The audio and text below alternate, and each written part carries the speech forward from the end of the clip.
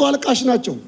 እዚህ ሀገር ያሉ ፓርቲዎች ትልልቅ ሰዎች መርጦ አልቃሽ ናቸው። የሆኑ እነሱ የሚፈልጉት ቡድን ሲሞቱ ንጹሃን ሞቱ ብሎ ይጮዋሉ። ሰው ሁሉ ንጹህ ነው። ሰው ሁሉ እኔ ለአባቴ የመጨረሻ ልጅ ነኝ። 17 ነን። እናቴ የምትወልደው 13 ነው። ያው ኦሮሞ በጉዲፈቻ ይታወቃል። ከዛ ውስጥ እኔና ታላቅ ወንድሜ ብቻ ነን ኦሮሞ ያገባን። ዘረኝነት አናቅም። አባቴ አማርኛ በአግባብ አይናገርም። እግሩን ሳጥበው እግሩ ላይ ቁስል ነበር። ምን ሆነ ነው ስለው ሁሌ አይነግረኝም። መጨረሻ በጣሊያን ጦርነት እንደቆሰለ ሳውቅ ኃይለ ሥላሴ አፈናቅሏቸው የለ እንዴ ለምን ተዋጋ ስለው ኃይለ ሥላሴ ግለሰብ ነው ኢትዮጵያ እናቴ ነች አለኝ። የኔ አባት ነው። የኔ አባት ስኬት ለመሆኑ እዚህ አዲስ አበባ ያለው የኦሮሞ ፎቢያ እንዲህ ኦሮሞን መፍራት የኦሮሞ ጥላቻ በትክክል ተገንዝባችሁታል ወይ? ኦሮሞ በዚች ሀገር ግንባታ ላይ ድርሻ የለውም ወይ? ወደ ኋላ ከሄድን ሱሲኒዮስ ኦሮሞ አይደለም ወይ? ሌሎቹ ነገስታት ኦሮሞ አይደሉም? ኃይለ ሥላሴ ኦሮሞ አይደሉም ወይ? ታላላቆቹ ጀነራሎች ኦሮሞ አይደሉም ወይ? እቺ ነገር በደንብ አጥንታቸው የገነቡ ኦሮሞ አይደሉም ወይ?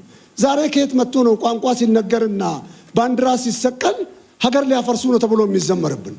ከየት የመጣ ነው? እኔ በብሔር ፖለቲካ አላምንም። በኢህአዴግ 9 ጊዜ ታስሬያለሁ። ከመልእክቴም የተነሳ ከአንዳንድ ጽሁፎችም የተነሳ እማምነው ናሽናሊስት ነኝ። ይሄን የወረስኩት ከአባቴ ነው። ከእግዚአብሔርም ቃል እንደማስተምረው ሰባኪ እንደሆንኩ ሁሉ ሰው ሁሉ ሰው ነው። ብሔር ለኔ ስነ ልቦና ነው። እኛ ቤት ውስጥ ያደገው ጎበና የሚባለው የመጀመሪያ አባቴ ልጅ ትግሬ ነው። አንደኛው አማራ ነው፣ አንደኛው ወላይታ ብሔረሰብ ነው። አማርኛ አይችሉም እነዚህ ሰዎች። ኦሮሞ እንደሆኑ ነው የሚያስቡት። ደማቸውን የተቀየረው ምናቸው። ስለዚህ አላምንም። በሰው ክቡርነት ነው ማምነው።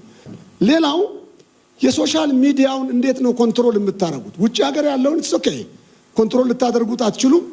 በተለይ ማድጋ የሚባለው ጣቢያ አሁን በወለጋ እየተደረገው ያለው ጦርነት የጦር ስትራቴጂስት ጀነራል ሆኖ የሚመራው እኮ መምህር ተብሎ በአንድ ሃይማኖት ቤት ውስጥ የተቀመጠ ሰው ነው። ለምሳሌ በቀደም ዳውንሎድ ካረኩት ልናገር።